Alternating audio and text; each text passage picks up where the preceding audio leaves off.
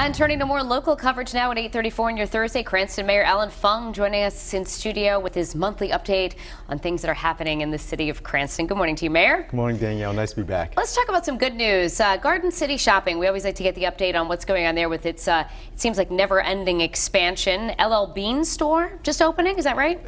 LL Bean's going to be opening on August 12th. A lot of excitement going on. We also have Anthony's Coal-Fired Pizza, co-owned by Dan Marino, the former Dolphins quarterback, but I'm a TB12 guy, and I'll be, doing the ribbon cut with my TB12 hat on. But there's certainly a lot of excitement going on. Last night they had the Garden City concert series, brought in close to 1,000 people just listening, shopping, eating right in Garden City. It really is the heart of not only Cranston, but the heart of Rhode Island. There's more to come from there. All right. One of the other things we heard about since we last brought you here was a second solar farm has been approved for the city. How do you see that helping things out in Cranston? No, it's helping in a lot of ways. So instead of having just more sprawl, more homes, residential homes that are going to impact our services, the solar farm is going to be passive use that's there. We're going to provide enough buffer so it doesn't impact the residents, and it's going to provide energy into the grid. It's one of the largest solar projects once it's approved and up and running in Rhode Island. So it's going to help in so many different ways. Alternative energy is the new wave, but it's going to be a nice complement to the area without impacting services. And where will that be located? It's out in Weston Cranston, and right now that was the second project that was approved. That's part of the ordinance change within the city of Cranston. Alternative energy and trying to make it more affordable to residents by providing more into the grid, something that's a passion of mine that we're always constantly seeking. And to have it not impact the neighborhood is something that's important to me. Let's shift gears a little and talk politics, shall we? It's the story of the day every day, pretty much now as we're in campaign season. This is the first time you've joined us since Donald Trump clinched the nomination. He's finding more and more trouble every day. So give us your thoughts.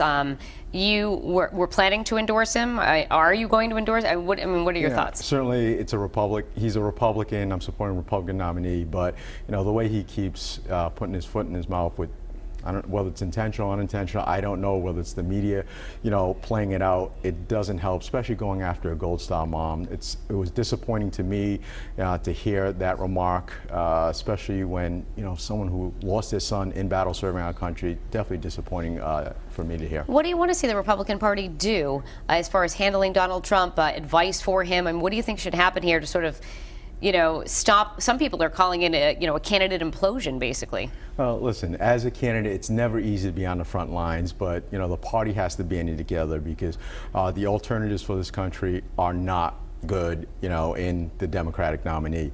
We need a sound business person, to run our economy, run our country, and that's, a lot of the things that I've been doing, in Cranston is focusing on building a better economy, bringing jobs in, building a better city, making, government accessible and affordable for the residents, and that's what we're going to have to do on a national level as well. As a party, we're going to have to band together and do what's right for the country. All right, before we let you go, we'll round things out on a good note.